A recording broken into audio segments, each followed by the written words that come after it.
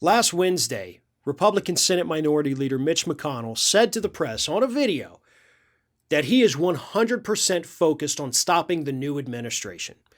That's what he said in response to the infighting happening within his own Republican Party. What do you do about this? Are you concerned about it? And he said, my only concern is stopping the new administration.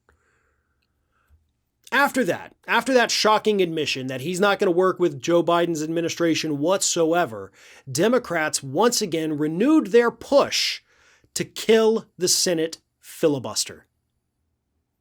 And it's beyond time for that to happen.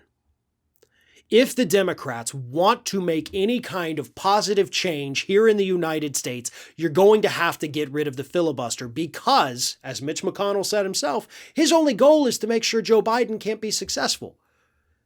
His only stated goal is to make sure that any kind of progressive legislation dies. And we know that based on a comment he made a couple years ago saying he was the Grim Reaper of progressive legislation.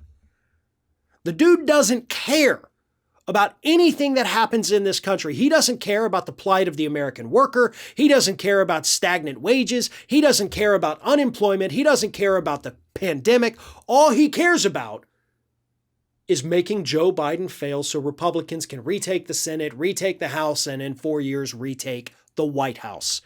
That is Mitch McConnell's goal. So why keep the filibuster?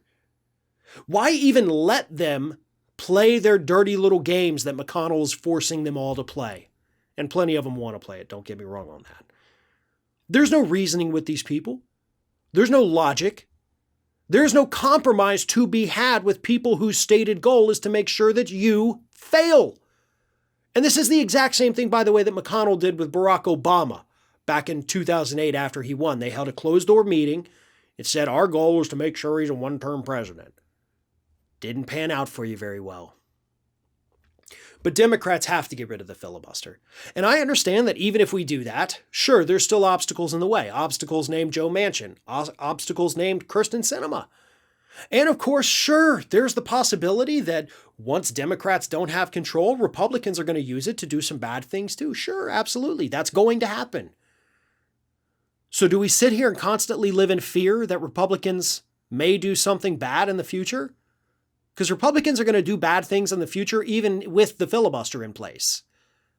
They're always going to do bad things because that's what the Republican Party has become today, and they're getting worse by the year.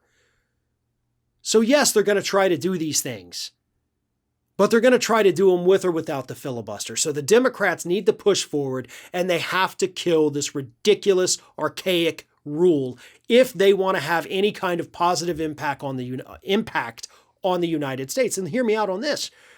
If they do not do this, and therefore they're not able to pass any of their actually rather progressive legislation, guess what happens to them in 2022? Mitch McConnell wins. So those are your two options. And really, those are your only two options. Kill the filibuster, or see McConnell succeed in his goal of making this administration fail. Choose wisely. Because once you make that choice, you can't go back. And we all know, out of both of those, there's only one smart choice to make.